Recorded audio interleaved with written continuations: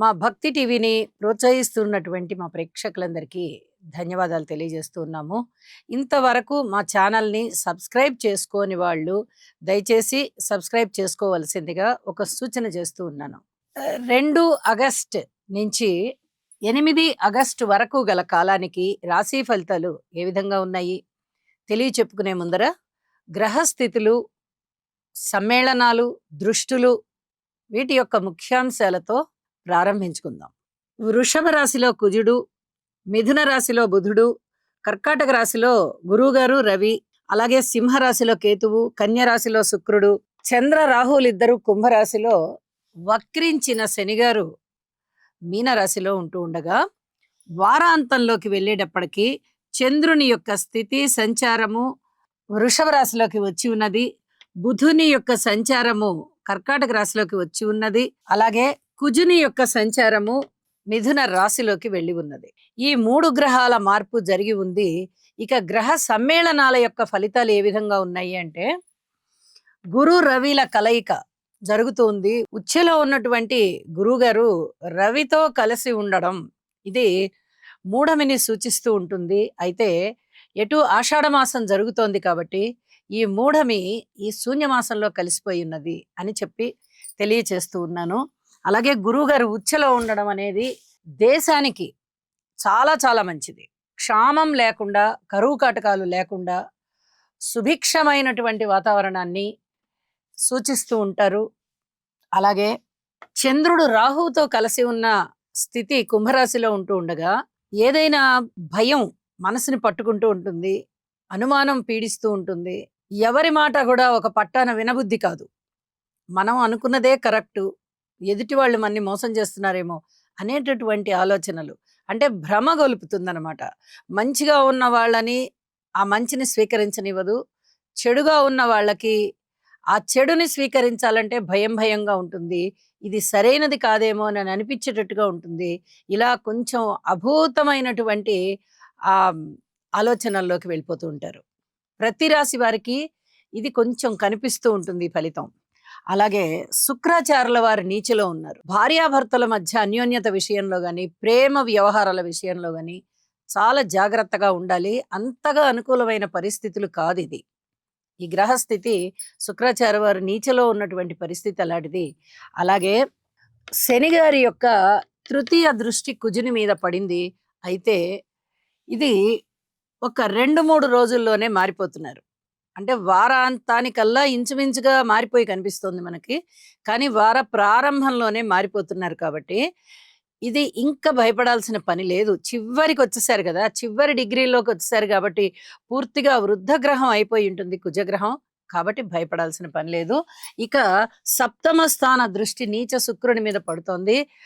అక్రమ సంబంధాలు, అలాగే ఈ ప్రేమ వ్యవహారాలలో అమ్మాయిలు అబ్బాయిల్ని మోసం చేశారనో, అబ్బాయిలు అమ్మాయిల్ని మోసం చేశారనో ఇలాంటివి కొంచెం ఇబ్బందికరమైన పరిస్థితులు ఉండడానికి అవకాశం ఉంది.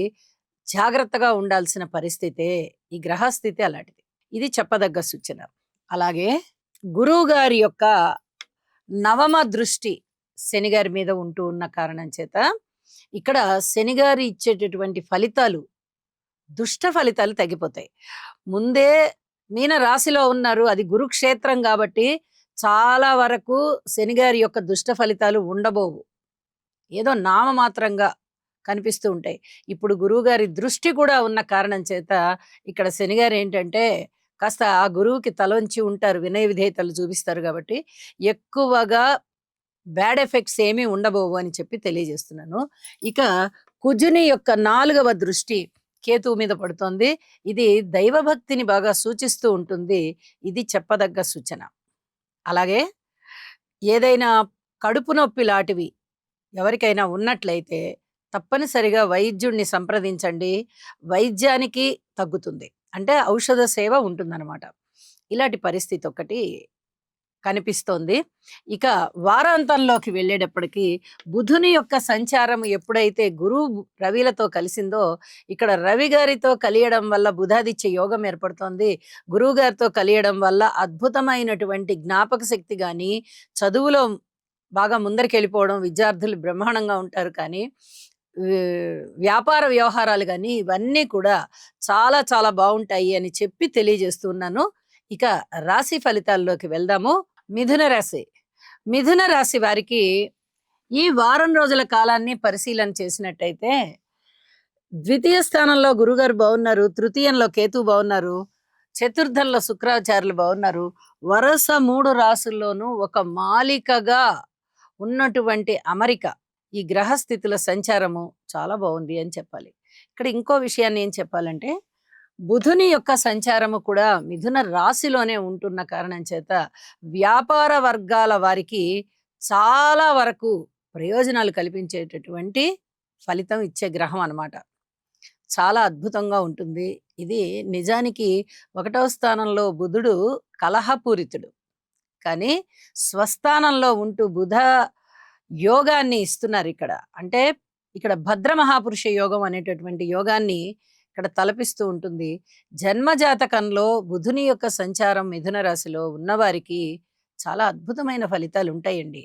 వ్యాపార రీత్యా అనుకూలతలు ఉంటాయి. అది చాలు కదండి, మన జీవనాధారం కదా వ్యాపారం. చాలా మందికి ఉద్యోగం ఉంటుంది, వ్యాపారం ఉంటుంది, లేదా వృత్తులు, చేతి వృత్తులు ఉంటాయి. ఏదైనా కానీ ఇక్కడ బుధుడు ఇక్కడ రాశిలోనే స్వక్షేత్రంలో ఉండడం వల్ల చాలా చాలా అనుకూలమైన ఫలితాలు కనిపిస్తూ ఉంటాయి.